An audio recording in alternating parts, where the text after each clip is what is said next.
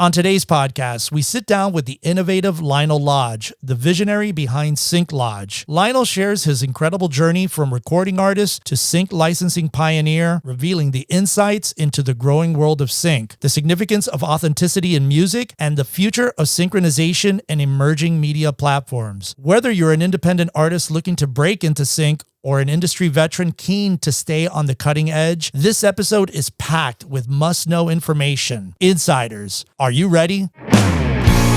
Welcome to MUBUTV's Music Business Insider Podcast, where our mission is to educate, empower, and engage artists and music business professionals who are dedicated to having a successful career in the new music industry.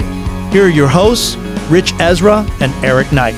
Welcome back, Insiders, to another episode of the MUBUTV Music Business Insider Podcast, where our mission is to educate, empower, and engage your music career. On today's episode, we dive into the world of sync licensing with the insightful Lionel Lodge, founder of SyncLodge. We'll discuss the rapid changes in sync licensing for visual media, including the increasing opportunities as the industry projects a 40% growth year on year until 2030. Lionel shares his journey from recording artist to innovator, creating a platform that not only streamlines music licensing, but brings true, authentic artists' music to the fore. If you're ever wondering about the role of accurate data in licensing or how to prepare your tracks for potential global placements, you won't want to miss this deep dive. We also touch on the impacts of AI in the sync world and essential tips artists need to know to navigate this emerging landscape. Stay tuned for an episode packed with valuable insights to take your music career to the next level. But first, a word from our sponsor. Hey, Insiders! Are you an aspiring musician, artist, band, or future music business professional looking to take your career to the next level? Well, look no further. At MUBUTV, we offer personalized career counseling and coaching designed specifically for folks like you. Imagine having both of us by your side, guiding you through every step of your music journey. Our sessions are tailored to meet your unique needs, focusing on critical aspects of your music career, such as refining your songs, defining your artist story, identifying your target audience, and enhancing your social media presence, just to name a few. Whether you're just starting out or looking to elevate your existing career, we've got you covered. Our comprehensive approach ensures you get insights on everything from live shows to branding and marketing strategies. We understand that every artist is unique. That's why our coaching is personalized just for you. And here's the best part. We offer flexible coaching packages that fit any budget. Choose from individual sessions ranging from 30 to 90 minutes or save with our discounted 4-session packages. Experience custom sessions designed to enhance your music career with opportunities for greater savings when you choose bundled sessions. Investing in your musical journey has never been more accessible. Imagine the clarity and direction you'll gain after just one session. The feedback on your songs, the strategies to grow your audience, and the confidence to perform live, all tailored just for you. So why wait? Don't let uncertainty hold you back. Join us for your free 15-minute discovery call at book.mubutv.com for a transformative coaching experience that will elevate your music career. That's book.mubutv.com. Hi, this is David Andrioni from Artist Services Therapy, and you're listening to the MUBUTV Music Business Insider Podcast. Welcome back, Insiders. Today's featured guest is none other than the great Lionel Lodge, founder of SyncLodge, one of the most innovative and exciting sync sites on the internet. Lionel's career, I think, was an interesting study because he's had extensive experience both within this world as well as in the music industry, as we discovered. You know, Eric, what I loved about this is that, Lionel comes from the world of the music business. He has not lost that whole element of understanding the value of music. What I thought was most interesting about our conversation, among many things, but he spoke about the increasing global opportunities. And this is something that I think is of real value to our audience. Is, today we live in a global world, musically speaking. There are opportunities for you with regards to sync that don't only exist in television and movies here in the US, but also internationally. And you have to start investigating what those opportunities are. There are dozens of examples of this in Canada, in Europe, in South America, in the MENA territories, Middle East, North Africa, in all over. that use music. So look at what those opportunities are and expand your world beyond just, going for the motion pictures and television here in the US. There are other opportunities.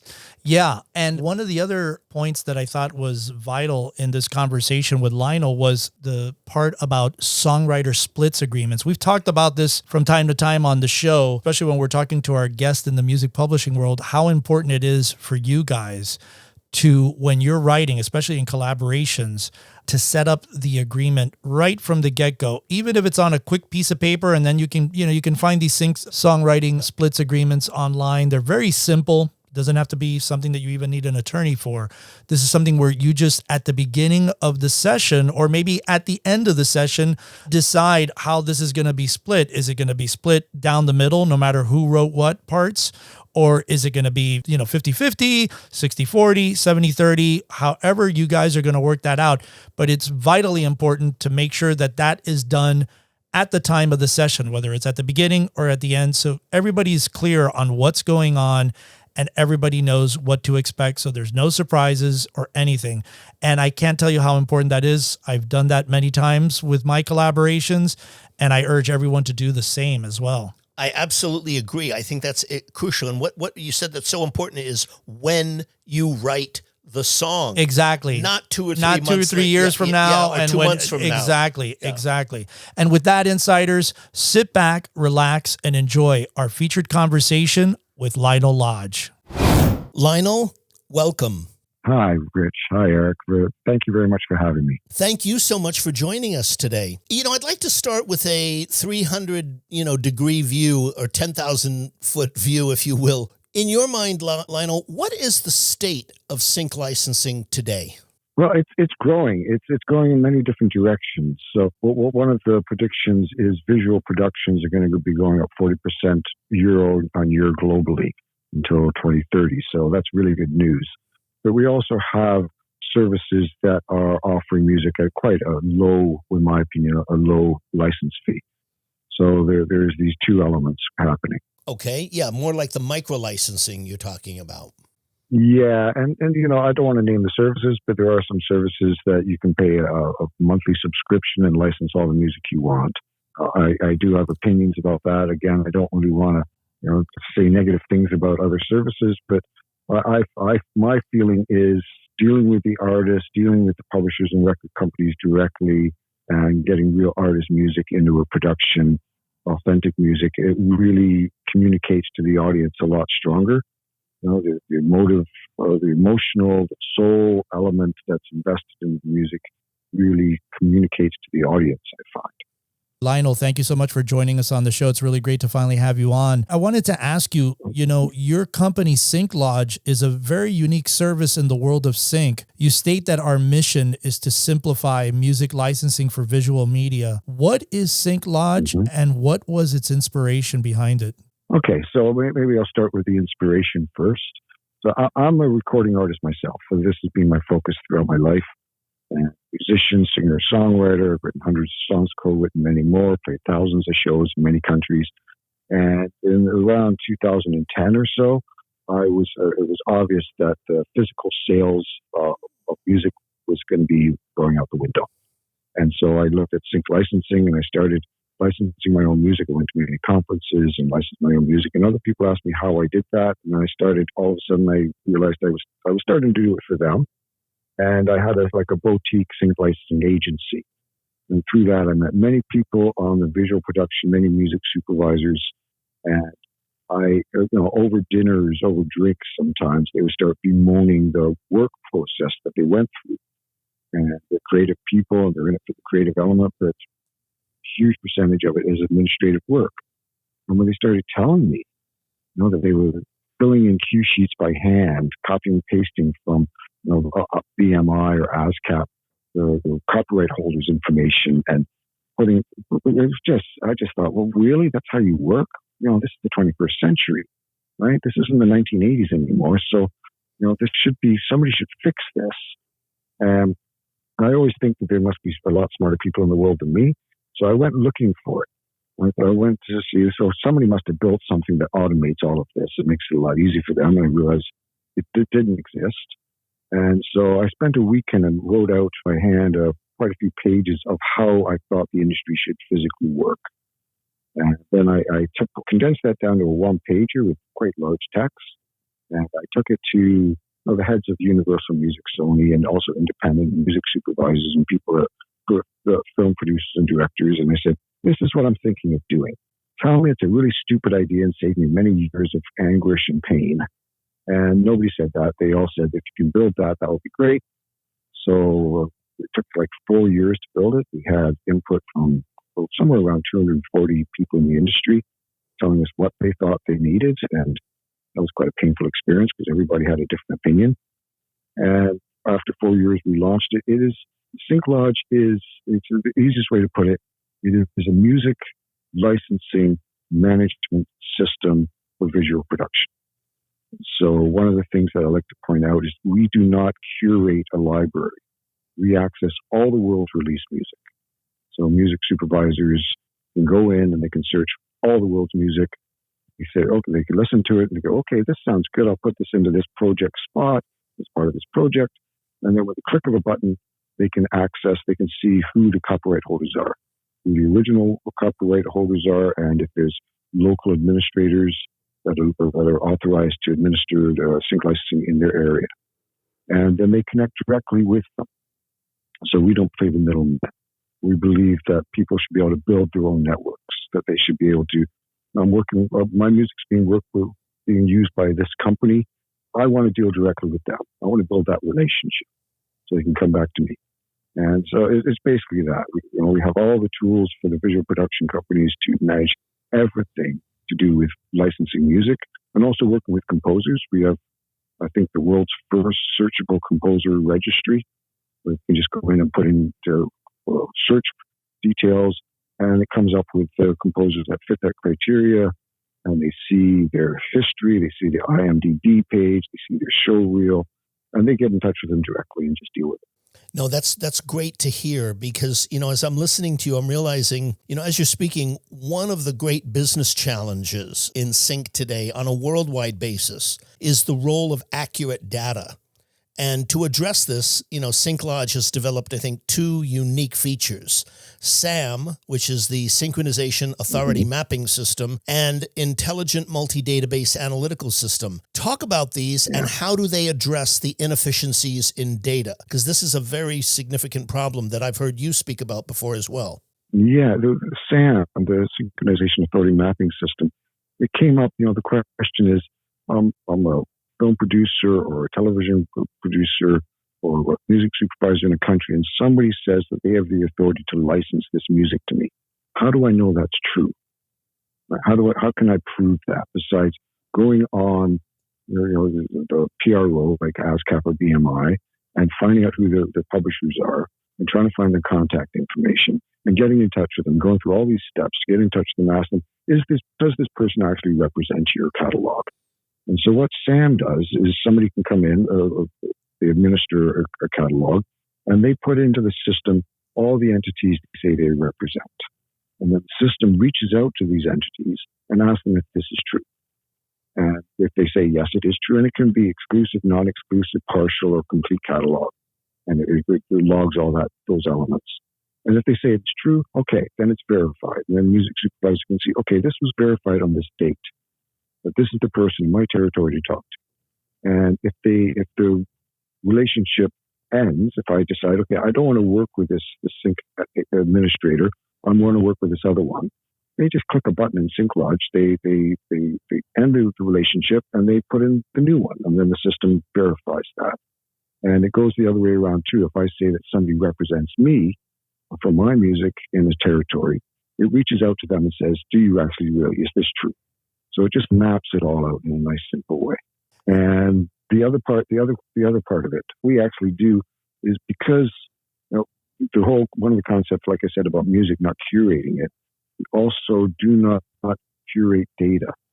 One thing we didn't want to make it so that somebody releases a new album or a new song, and they have to register it here and here and have to remember to register it with SyncLodge. The other side is that the ownership of music IP changes hands quite a bit.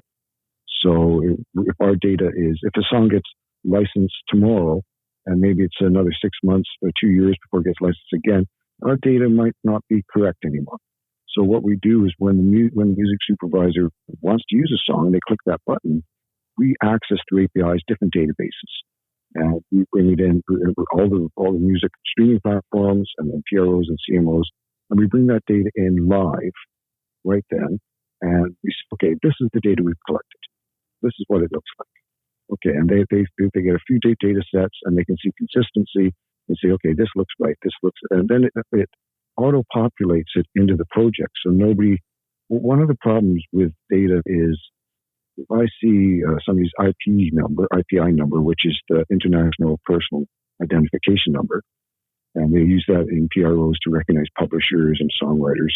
If I see that and I type it in incorrectly, and this happens, then the money doesn't flow. And so our system makes so they don't have to type it in. It just pulls it, auto-populates it, and that goes into the cue sheet.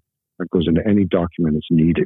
Yeah, very interesting. So basically what you're saying is any information that's out there with newer material, that's being drawn in by your secondary system and coming into the database that way as well? Yeah, that's correct. So like with Sam, they see, okay, these are the people, but they can also click that button to verify it. Right. And it is live. So if I release a song and I register it with ASCAP or Sound Exchange, and then as soon as that information is put in there, we can access it. Got it. I wanted to ask you, Lionel, often you hear the question from artists, how do I write for sync so my songs can get placed into film or TV? Can you address the reality of this? Yeah. So one element of that is, and I've heard this from quite a few music supervisors, is that they say they have a favorite artist, and that artist has a CD that's their favorite CD ever, and they would really, really like to have the chance to play something from that CD. Right? So it's not that they have the choice to do it. There's the visual production, the producer, the showrunner that dictates that. But the other thing is, and I've heard this many times, and I was actually on a panel at a conference here in Vienna a week and a half ago, and this came up, and the publisher debated it with me. What I've been told many times is when music supervisors are asked, how do I write for sync? The answer is don't. Don't write for sync. Write your music. Have an authentic communication. Write the music you want to write. Produce the music you want to produce. And that actually translates stronger to the visual audience. I do know artists that they have their artistic side, and they have their band name or their artist name, and they put out their own music that way. And on the side, they write for production music libraries. Right? That's a way of sort of balancing it. But most of the real key music supervisors, especially in LA and London, New York, they're the ones I've talked to. They've all said the same thing. I love it when it's authentic, when it's real, this real story from this artist, and it fits the scene. People that watch it, it affects us emotionally, right? And music is the greatest communication tool humans have ever come up with. It affects us in so many ways when we listen to it. And I can listen to a song in a language I don't understand, but I still get the emotion. And so, authenticity is key. Everything I've seen, but this, like I said, this publisher at this conference a week and a half ago, he does a lot of production music, and he was saying, no, it's better if you write to a brief and you make things that are really easy to sync. Okay, I think that's like it's trying to fit like a square. What is that expression? A square peg into a round hole. Yeah, or it's a bit like white bread. Right. It's bread. Right. But it's not nutritious. It's not going to hurt. It's something I wouldn't want to eat. Yeah, and it's not distinct either. Yeah. Yeah, I don't think you get. Yeah, I agree with you. I don't think there's an authentic. And it's the other thing that Ritch, you say a lot of times. Find a place for my music, which is another thing too that we run into with a lot of people. That's the consciousness that a lot of artists have. Can you listen to my music, Mr. Music Supervisor, and find a place for it in your world? Right. That is whether they realize they're saying that or not. That is what they're really talking about. Lionel, I want to ask you something on another level, because you and I share a common trait in that we're both educators. And I know that, two of the main principles that you teach in the music business are preparation and execution. I've heard you speak about, the work and knowing what a PRO is, knowing what an IPI number is. In your mind, what are some of the most common misconceptions that artists have about sync licensing? And, what kind of knowledge do you think is missing in their education to get them better educated about pursuing this particular field? Okay. So at SyncLodge, we do have people signing up, the independent artists. And one of the things, we vet everybody. So we look at them and we realize, okay, they filled in some of their information, but they haven't filled in their PRO information. So somebody in the team gets in touch with them and says, no, who do you own your own publishing? And they say, well, I own my own songs. Okay, so why aren't you're in the States, why aren't you registered with ASCAP or BMI or one of the other PROs? Right. And they say, well, do I need to do that? And we say, well, why would you want to sync if you don't do that? Because you have your license fee. But if it is a good TV show or a good film and it takes off, and some of these things have huge amounts of life ahead of them, right? A big part of the money is the broadcast royalties. And you will not collect the broadcast royalties if you do not register properly. And there's also sound exchange you should register the recordings with. Right? And also there's a element of that's called neighboring rights. Right. Now the States, they don't actually collect neighboring rights, but a lot of other countries do. And so what we suggest is, okay, if you're in the States, you can register in the States for sound exchange for the States, but then look at PPL UK for the rest of the world. And what neighboring rights is there's royalties collected for everybody that performed on the recording. The bass player, the backing vocalist, the person that did the hand claps. And this is billions a year that's collected. And they will pay it out if you're registered properly. So if you're releasing an album or releasing a song, you want to list who actually played on it and what their roles were. Right? And then if that gets publicly broadcast, like in a film or a TV show or even on the radio, then there is money collected. And these people that played with you, it's not just the songwriter and the publisher that get paid, it's the players that get paid. And I think this is very important for people to understand. Okay. And really quickly, Lionel, just because keeping with that subject, could you give like a quick checklist of what the artist should be doing once they finish their song? You talked about it there in little pieces, but what would be the approach that you would take for anybody out there listening that you can give them in terms of, setting up their song properly? What would be the proper steps? Sure. So the first thing I say is if you're writing on your own, okay, that's one thing. But if you're writing with other people, and it's not so sexy to do this, but when I've written with other people, walk into a room with other people, first thing I want to talk about is how are we going to split it? What are the splits? Because you don't want to be dealing with that when the money comes in. Right. And then people start arguing, right? I want to say, and my favorite thing is we all split it even. Right. Right. And so you don't argue about, well, I wrote the most words in the chorus, and that's the biggest part, so I should get the biggest split, right? And all of that sort of thing, right? But get your splits clear. Right. Before you do anything. And this is called the songwriter splits agreement. Yes. And then you can there's templates online. You can easily download it. My thinking is the simpler the language, the better. If you put too much legalese into it, then it can get confusing. Just write it out in a simple way and just say, this is a song title. These are the people. We all get this percentage. Right? Make it simple. Everybody signs it. And that's done. And then once you finish writing the song, you register with your PRO, like ASCAP or BMI. And just make sure that's registered. And you don't wait until it is released, after it's released, or a music supervisor wants to place it. Register it right away. Stay on top of that. And then once you record it, before you release it, register it with like Sound Exchange, with your CMO. And make sure that's all properly registered with the players and everything. One of the reasons behind that is if a music supervisor likes your music and they look it up and there's not information about who owns it, they'll pass and go on to the next one. And most of them don't have the time to spend hours investigating unless the producer says, I really want this song. Right? But most of the time they just go, okay, I've got 5 alternatives and this one isn't properly registered. And so I'm not going to even touch it, because if I do touch it and the one person says, no, I wrote the whole thing, but it's not properly registered, they are jeopardizing their actual livelihood.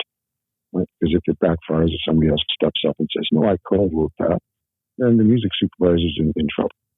Right? So, to just make it easier, but have these steps that you make sure you register everything and then decide how you're going to release it. Under what avenues are you going to release it through? There's many distribution systems you can do, but look at them clearly and don't be, this is something that a lot of, I understand a lot of times it's boring and a lot of times it's tedious to go through the terms and conditions and really read it and make sure it's understood.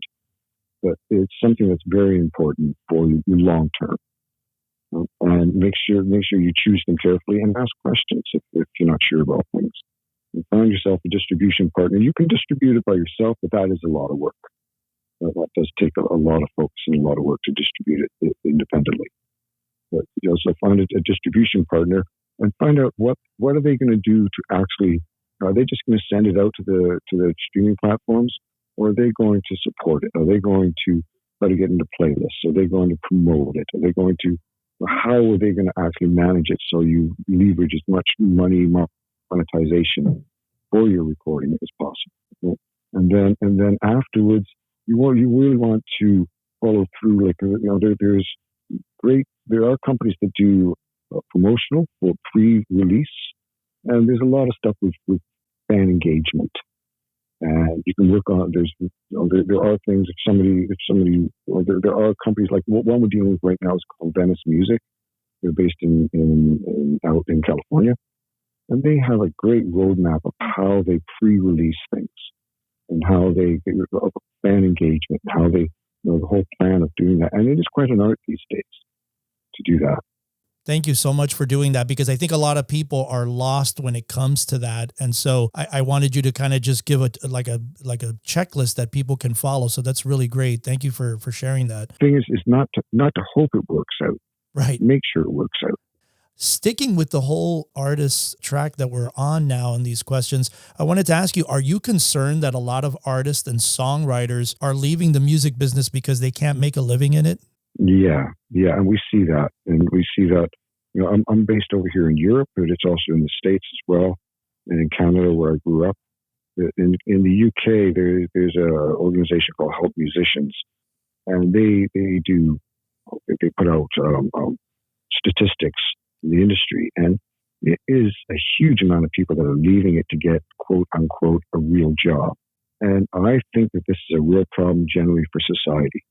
I think if we do not have authentic artists producing authentic music, then we're going to end up with AI and the top 10 of the playlists, the biggest hits, which a lot of times, I'm 62, so it's not my sort of music, but a lot of that stuff.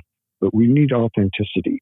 And one of the things that I say when I teach is I say, okay, I'll put an analogy.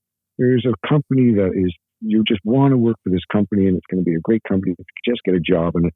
You finally get a job in it. It's the job that you want. You go in the first day, you get introduced to people, and the manager says, okay, you have to go down to the accounting office and tell us, your address and your bank account so we can pay you.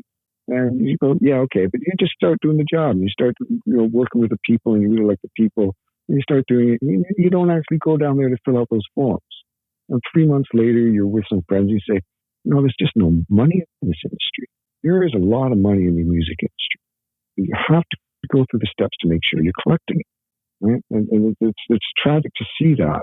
And there's also on the live booking, on the live gig side, you're playing gigs and you are registered, say, with ASCAP or BMI or one of the other ones, right?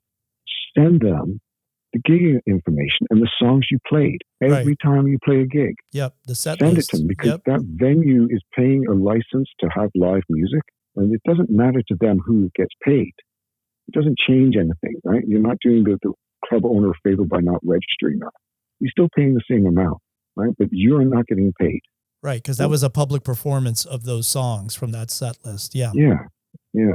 I used to do, this is going back a few years, I used to get in touch with promoters when a band that I really liked, an artist I really liked, came to Vienna.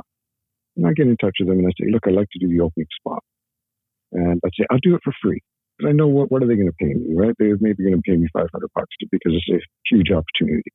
So I do the opening spot, and I've opened up for some very big names in front of big audiences, and I fill out my gig list. Right? It's all my songs, and I put that through. And I opened up for Alanis Morissette a couple times. That was €5,000 I got in revenue for my gig list, right? No, it's a great idea that a lot of people don't know about. So it's good that you're sharing that, because it is technically a public performance of those songs. So yeah, why not submit it? It's not costing you anything, Yeah, but it's not sexy. Right, It's exactly. really boring. Well, I think a lot of people don't know that. So just the fact that you shared that little tidbit, I happen to know about that because I'm a musician as well, but I do know about, registering that, but a lot of people don't know that. So that's another great tip that you're sharing with the audience. Yeah. Thank you. And even little clubs and little cafes, they're paying a license for that. Exactly. So you should get your share of it. Right. Yeah, it's, Lionel, in listening to you, it's, we could go deeper into this issue. It's a very challenging time right now, as you say, with a lot of people leaving the business. But, as you also pointed out just now, it was interesting in listening to you. You said, there's a lot of money to be made in this business. And I believe that that's true. I believe there is a lot of money, but I believe in order to make that money, you have to learn the business. It's not just going to show up in your life. You have to really learn, like what Eric was saying. You have to learn, like the end of your set, you put in, for the ASCAP and BMI, you do that. You develop certain habits. You have to, I'm always telling my students, if you want to be a successful artist, if you want to make this your career, it must become a way of life. Otherwise, it's just not going to work. Yeah, exactly. It is a business, right? If you just want to be an artist that just plays locally and doesn't think about the money and you just do it for the fun of it, okay. Great. And don't complain about not making any money in it. Right. But that's fine. But if you want to try to make a living out of it, which a lot of people do, a lot of people that aren't famous still make a very good living out of the music industry, then you have to treat it like a business. And, the other side is, like for neighboring rights, there are people that will manage that for you. They'll take a cut, right? But they'll manage it for you, and they look after it, and they'll collect it, and they'll pay you your share. And sometimes that's a good option. Yeah. For our audience, can you identify what neighboring rights are? No, I openly say this. It's a stupid name. It's about the rights of my neighbor. Right. It's a stupid name. It's named after it. It sits next to publishing rights. So it's the neighbor of publishing rights. And I am on the board of directors of an organization that's a nonprofit called IAFAR, IAFAR.co.uk. And you can go on there, and I think it's like 35 British pounds a year to be a member. And there's lots of information. There's videos, there's interviews. You can reach out to people on the board and ask them questions. There's all that, and it's really, really good. But neighboring rights are the rights of the people that actually played on it. Everybody that played on it. So it's not the producer, it's not the engineer, but it's the people that played on the recording. And, there was Dionne Warwick. I saw her in the interview where she was complaining about the fact that the states don't collect neighboring rights. And the reason the United States doesn't collect neighboring rights, this was a 1963 Paris Accord written for most countries signed up to neighboring rights. 3 that didn't, or 4 that didn't. 1 was China, 1 was North Korea, and 1 was the United States. And at the time they did sign, and they backed out of it because the broadcast companies, which back then were a lot smaller, said if they had to pay that, they go bankrupt. Okay. The rest of the world, their neighboring rights, their broadcasters didn't go bankrupt. Right? But now China, in 2021 or 22, they passed legislation that they are forcing the broadcasters to pay neighboring rights. They're collecting, they're paying it out. Right? I don't think North Korea is ever going to do that, but that doesn't really matter. The United States needs to do that. And one of the things that has happened is that other countries have said, okay, sound exchange. You don't collect neighboring rights for our artists. So when we collect neighboring rights for your artists, we're not going to pay you until you pay our artists. Right. So then they pay their local artists. Now, Canada, being nice Canadians, they said, we'll make the first effort and we'll start paying American artists neighboring rights to broadcast in Canada. right? But it has to, Congress, IFR is lobbying Congress to actually change that. And, Comcast and companies like this, of course, they can afford it. And we did the math, and it's something like 0.5% of their profits it'll take. It's like nothing, right, to them.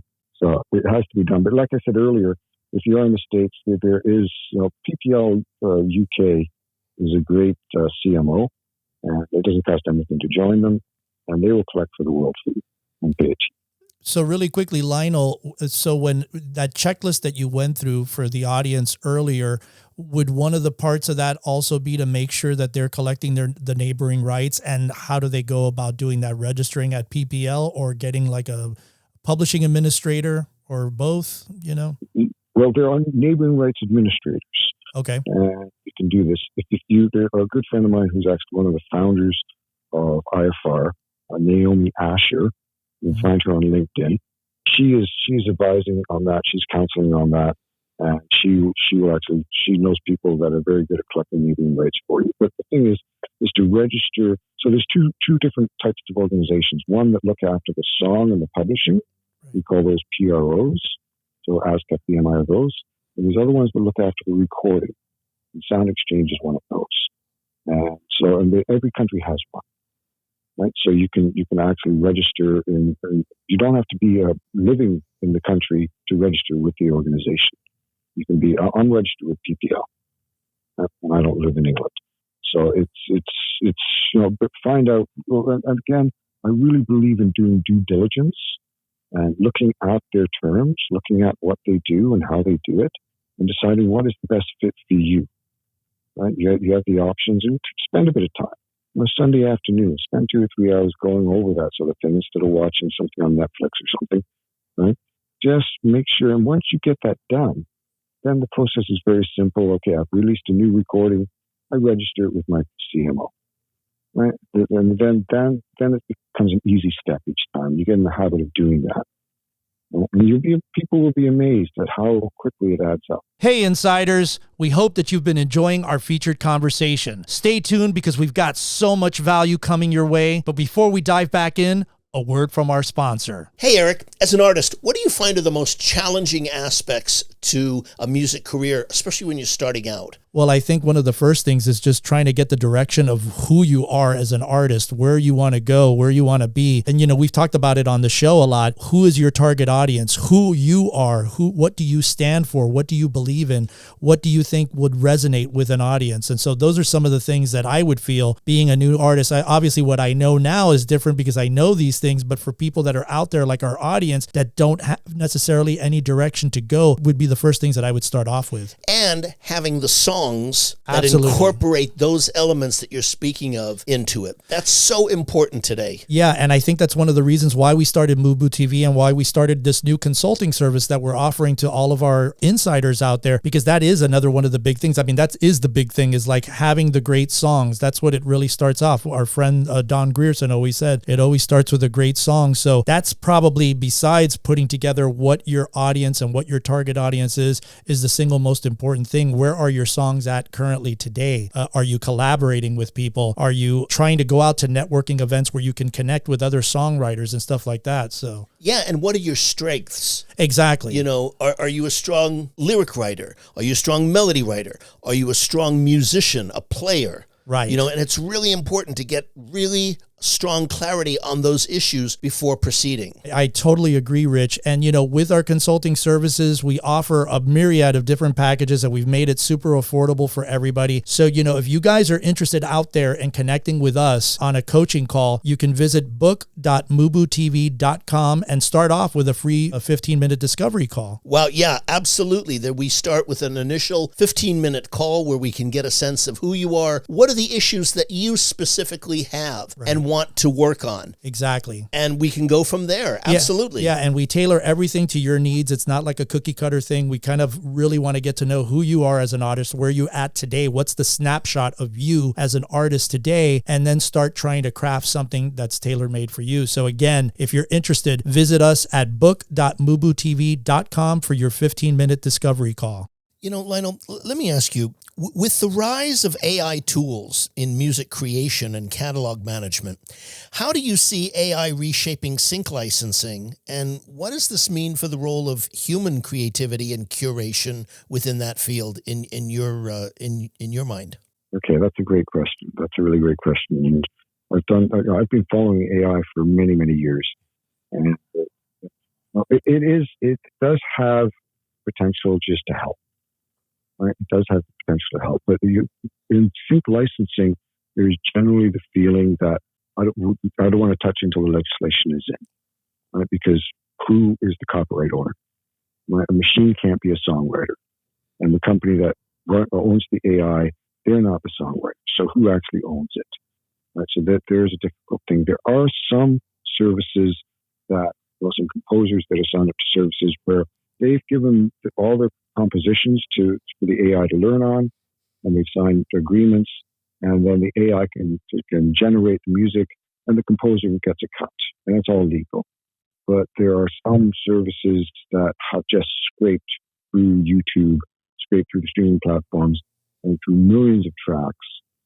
And when you put in your prompt and it puts out some music, you don't own that. And it could be millions of copyright holders that the machine was learned on, their IP. So they basically own it. And then it becomes a problem of, okay, if they own it and it's millions of them, that's not a good business model, because if there's 5 million copyright owners that actually own what the AI put out, and say if it's $1,000 that gets generated by that, well, that's pennies per. Right? So it's not a good business model for everybody. And until the legislation is completed, and this has to be globally, then it's a dangerous place to go. But I do think there are things with your DAWs, your digital analog audio workstations, that use AI just to sort of help. Right? And the other thing that have to be careful on that is, if I get AI to do me a drum beat for my new song, where did it learn that from? Right? Do they have the legal right of the music that it learned on to produce that drum beat? And I put that on my song, then somebody could actually say, you didn't have permission of that. That's actually copyright theft, right? Say a bass line, and I've got a great Motown bass line, and then Jamie Jameson's foundation, the people that own his rights, come after me saying that sounds like a Jamie Jameson bass line. That was AI built, so you don't own that, and so we're going to get a cut of your song. And the gray area on AI is a difficult place to go, but it is, it has the potential to be a great leverage tool to help artists, to give them ideas, right? But again, there is this thing about human creation, about human creativity and inspiration, and there is. Me and my wife were having a talk a little earlier about our cat is called Elvis, and so we were talking about that, the Elvis period, and the Platters came up, the singing group Platters, and how great they were. And one of the things that made them great is, back then you had to have a lot of talent before you could go into a studio, right? It was very difficult to get into studios. Only the best got in there. And so my thing is if you want to be a musician, don't cut corners, right? Spend the time on your instrument. Learn it. Right? Spend the time understanding arrangements, right? Learn these things. Get it so your skill set goes up, so that you can actually do this. And then it becomes a lot of fun, right? And it's not just putting in prompts and, okay, then I've got a new song. It's something, I do get arguments with other people about this, but I am a big believer in human creativity and really exercising the learning process. Actually produce the music that you want to produce, write the music that you want to write. Yeah, very much so. And the other part that's so interesting about what you're saying is that on the legal side, at least in America, and I believe in other countries, you cannot copyright AI created songs. Right. They will not There's allow no that. legislation for that. Period. Copyright of any kind, of books, right. of songs, of art, of anything. You cannot copyright that as yours. So and there's some famous cases right now that are pending in the courts. Case. Yeah, whereby, an AI thing was created with a real writer wrote a book, but they used AI images, and it stopped the whole process. So it's interesting when you approach it from that point. Yeah, and there's the other side to that is there are some systems where you can register your song, you can release your song. It's AI generated track, and you can put it out, and so you can, on a system, you can say that this is my track and I produced this. And it's learned from somebody else's creativity. That other person puts their track up on, say, YouTube or something, and this AI track is seen as the first one that was put out. And so they come after you for copyright infringement because the person that put it up on the system did not say that it was AI generated. Right. And so there is the other problem, right? It's sort of like theft of somebody's creativity. And there are some videos on YouTube of people that are complaining about this, that's saying, somebody put up an AI generated track that sounds like me. Now they're saying that I'm the one that's copyright infringing. Right. And I'm sure if it hasn't already come out yet, there's probably AI sniffers that are probably already sniffing that stuff out and probably telling, distincting, this is an AI track, this was done by real instruments, or this, I'm sure it's already out there because they have it right now. Even for AI that you post up with text, it could tell you whether that's AI written or generated or not. So if it hasn't been invented yet, I'm sure it's coming. Better. Yeah, definitely. Yeah, and people are working on it, and hopefully it really gets better and better. Where the one thing that the people are saying is there should be an audible watermark on an AI track. Right. That should be legislated in. Yeah, I'm sure that's all coming for sure. Let me ask you, Lionel, how has the globalization of media impacted sync licensing? And are there opportunities for artists and songwriters that are seeking placements in international markets? Yeah, well, it's booming. You look at Sub-Saharan Africa, you look at South America, you look at Eastern Europe, areas where media developing countries. And because of technology, it used to be that to be a television network, have a television broadcasting system cost a lot of money. Now it's pretty basic tech, right? So I can be in Nigeria and I can start making my own television series, and I can have the tech and I can get my friends to do it. But we need to license the music. And so one of the things that we do at SyncLodge is we actually, we talk to these people and we explain to them that you have to license the music. And it's not just, the artist said, sure, it'd be great, use it. And you have to have the paperwork. And one of the things we put to them is saying, and this is the same in China, where we say, okay, so you produce this stuff and it's broadcast in the local area. And it's really okay. You can get by without having the legal paperwork done. But do you have any ambitions of global release? Do you want to get on Netflix and Amazon or any of these video streaming platforms?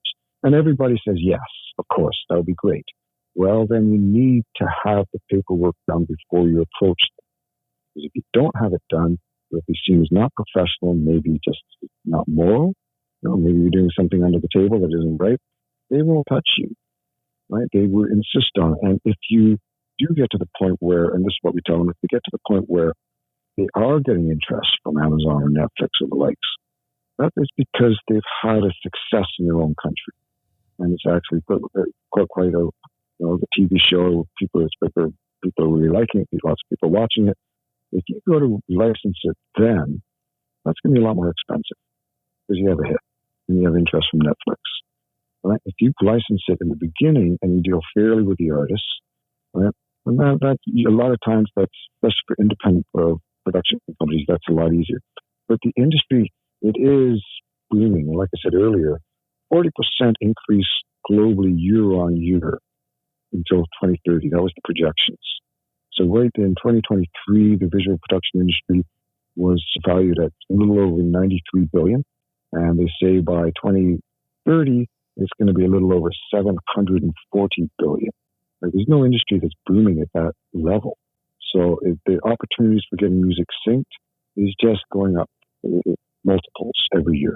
And so it's like I said before, make sure everything's registered. And then, there are avenues to get it to these people. There are ways with agents, with sync agents, with sync administrators. And also you can sign up on SyncLodge. And on SyncLodge, it doesn't cost you anything to sign up. You register with us.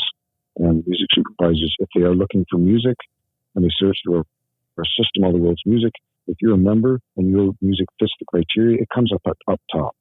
And they see that we verified you. Right? And then they deal with you directly. And so that's a very nice system for artists to work with. Lionel, let me ask you, I mean, you are on the front lines with SyncLodge, on a worldwide stage. And I'm curious, what developments are you seeing in Sync that will shape its future, particularly in emerging media like virtual reality, gaming, and streaming platforms? What are you seeing in terms of the landscape from your point of view? It is opening up, and it is the whole thing about Web3, which somebody said to me, that's an old phrase. It's more decentralized communities. The licensing on those platforms, this can be, it's instead of having on a TV show or having maybe 100, 150,000 people watching, you can have tens of millions of people, right? And then the licensing potential for that, and the other thing with sync licensing is the marketing leverage that it can give an artist. Right? People can actually discover them a lot easier. But it is opening up, and generally the awareness of what sync licensing is and how to go about it. And we deal with some countries where I'm on a video call with a production company in a country that's media developing, and I'll say, so who out of the team here we're talking to, who's the music supervisor? And they'll say, what's that? And so I'll describe what the role is. And somebody will put up their hand and go, oh, I do that. And I'll ask them, okay, so what is the process you go through? And there isn't a lot of awareness about what the real process is, what their role really takes. But people are learning that. Right? There's a lot of videos on YouTube that, a lot of panel talking, and there's a lot of educational systems. Jennifer Piken, she's in LA. She's got a great music supervision course, online music supervision course. Yeah, we've had her on the show. We've had her on the show talking about it. Great. Yeah. I think Jennifer's great. And so, there are these ways, and I think generally, if we give it 3-4 years, I think globally it's going to be media companies and media countries that are focused on their media, which everybody is basically. They will understand this, and they'll understand the processes to go through. It's interesting, here I am in Vienna, and we have what's called the ORF, which is the National Broadcasting Service, like the CBC in Canada and BBC in the UK. And they are faltering, right? They're getting underfunded, they're faltering, they don't have the budgets to produce. But with that, all the other independent companies are coming up to actually produce for them, right? So they're seeing this as an opportunity. And if I can produce something that the National Broadcasting Service, or in the States, a TV broadcast will pick up and will put out, then that gives me a place in the world where I can go to other people and say, look, we did that. We're professional. And so it is, some of the bigger companies are faltering, but there's a lot of independents that are coming up to take their place. So I find it very exciting times. I agree. Lionel, throughout your life, what books or films have been particularly inspirational to you that you can share with our audience? Okay, that's a great question. I love that question. Okay, so on the book side, when I was in grade school and high school in Canada, we were reading stuff that I found really boring, and my stepfather suggested he started giving me Kurt Vonnegut Jr. books, and Cat Cradle and Sirens of Titan, and they were incredibly entertaining, really well written, but they were also a social commentary on the psychological state of human beings. And so it really keyed me. I like the sense of humor about it. He's kind of silly, right? But really deeply serious about how people's brains work and the faltering of the way we misthink. And he actually changed a lot of my life. It also there was also music albums. A while ago, I met Brian Eno for the first time, and he was a hugely influential person on me. The album "Here Come the Warm Jets" just changed my life. But films, there was a Warren Beatty film that was, I think this was in the late 80s. He produced. He wrote it and produced it and directed and starred in it. And it's called Bulworth. And it was, I don't want to say that there was some sort of conspiracy against it being distributed, but it really wasn't distributed. Most people didn't hear about it. And I was touring with a band at the time, and we got it on a videotape. We used to watch it. And Bulworth is a story about a governor of California who starts speaking the truth. And he starts speaking the real truth. And he has this enlightened vision that he goes through. And he wins the election, and then somebody from the insurance company kills him. And the end of the movie is the guy gets shot right after he's been elected. So it's heavy stuff, right? It's very entertaining. Most of it's quite funny in ways. He does say that everybody should have babies with people from another race, and so then after a few generations, we'll all look the same. It's a very funny thing to say, but it was stunning from the reality of it. There's a scary thing about really going too far against the establishment, and the money that the very large organizations, the insurance companies, that were going to be hurt by him, and so they got rid of him. And that sort of shook me when I was in my late 20s when I saw that. It's like, okay, yeah, it's a tough world. Be careful what you say to the wrong people. Yeah, I remember that film very, very well. It is one of Beatty's best.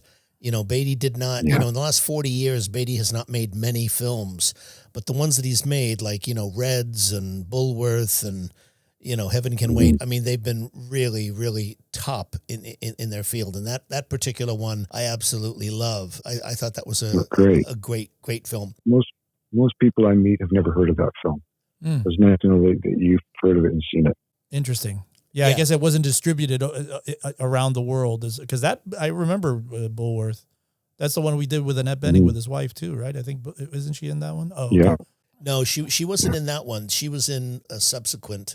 She was in another film, Love Affair, I think, that they did together, but not that one. That was a very good film. I did love Bulworth, and I thought, and he did all of that in a time when, politically we weren't in the state that we're in today. It wasn't like in the last 10 years. It was a sort of a prescient film, Lionel, in that it sort of predicted what I guess was to come in a lot of ways, because you didn't hear or see a lot of that consciousness in reality at the time, especially in movies in that era.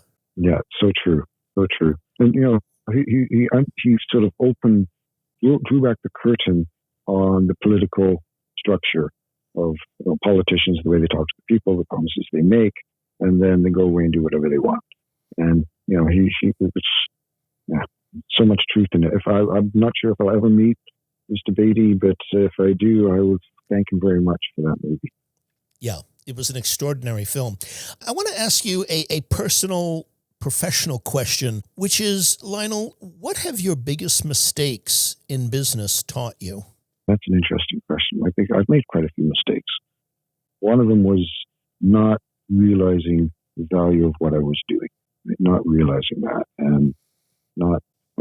In the 90s, I started 2 different companies in the UK and exited on them, and I realized that I just undersold them incredibly, and not realizing how powerful we were in the sector of the business we were working in. And I think that's one of the things with SyncLodge that I'm trying to keep some sort of realistic view on. And, there is also, when dealing with other people, there is this point where you hope for the best, and you're wanting the deal to go through, and so you believe them, you trust them, and there's something undermining about it, and not doing my due diligence. This was one of my companies. There's another company in the UK just messed us around, and they came across as being supportive, and I believe them. And what they were trying to do is they were trying to get rid of us. And I realized afterwards that I should have really done my due diligence. I really should have checked into them. Should have talked to other people that worked with them. Should have really good. Not like I said before, not being hopeful. Lionel, what do you feel holds most artists back from success in their careers? I think it's not believing that they are as special as they are. I think it's, one side of it was what we talked about already about, doing paperwork and doing all that. But also, there is this sort of thing of imposter syndrome and not thinking that they actually have something very special to give. And I'm not saying that they should become egomaniacs or anything like that, but valuing what you are giving society and valuing what you are giving people. When people come down to a show and they enjoy it, that is such a gift. They have this the emotional, the positive energy that can come off that can sit with people for a long time. Right? So it is something of valuing yourself and understanding, and also when writing, when producing, don't take shortcuts. Right? Really push yourself to making it the best you possibly can. And there's a thing that my father used to say, and I say it too. There's two things. One is good enough is not good enough, and if a job's worth doing, it's worth doing well. And I'd like to change that to it's worth doing really well. Right? And so, right now, we live in a day and age where people think that they have to put out music at a very high rate.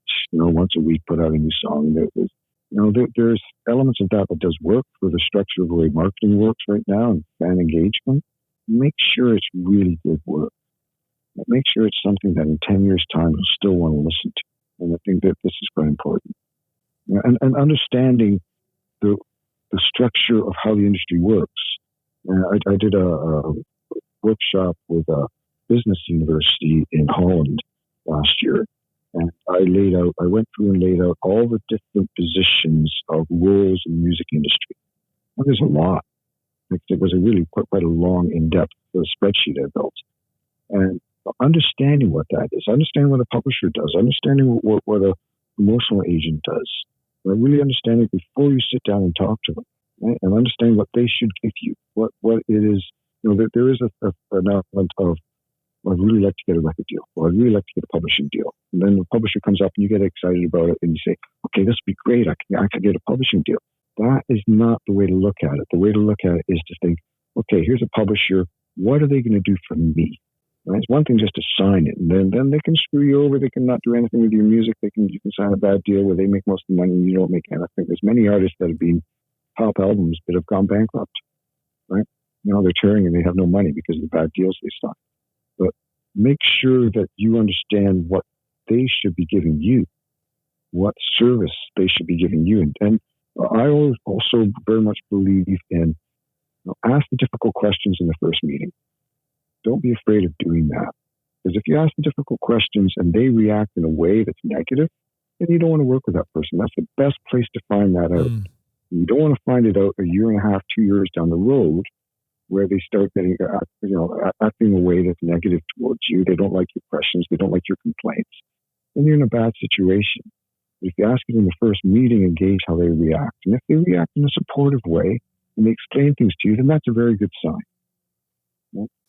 Yeah, you know what's so important about what you're saying, Lionel? There's a tremendous subtext to what you just said, which is that, and you addressed it in a sentence that you said, a lot of artists in the past got screwed in deals.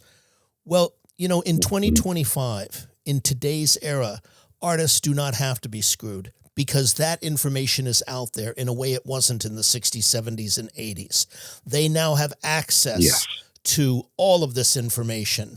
They have access to the videos. They have access to the executives. They have access to the interviews. They have access to the courses. They have access to podcasts like we're doing right here to educate themselves. And I think that's one of the major differences that I see in terms of what you addressed. And I just wanted to comment on the significance of what you were saying, because I don't believe that an artist in this era today has to be screwed over because they're too, even though they still are getting screwed in today, believe it or not. but Eric, they don't have to be. Right. No, I don't agree. have to be. Yeah. And that's a very, very important distinction from the past when it was this way.